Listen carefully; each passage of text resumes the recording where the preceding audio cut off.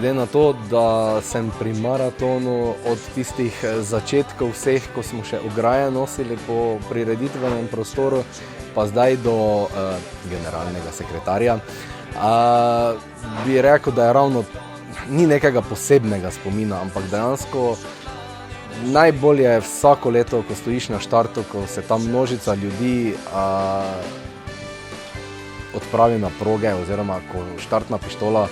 poči, ko dobiš kurjo polt po celotnem telesu, ko se zaveš, koliko dela je bilo potrebno, da sedaj, ne vem, 1000, 2000, 3000, 5000 ljudi štarta in da samo še upaš, da vsi pridejo živi in zdravi in v dobri kondiciji in seveda vedno dobre volje nazaj v cilj. Mislim, da je to neki taki skupek celotnega dogajanja oziroma kar se dogaja pač v moji glavi na sam prireditveni dan.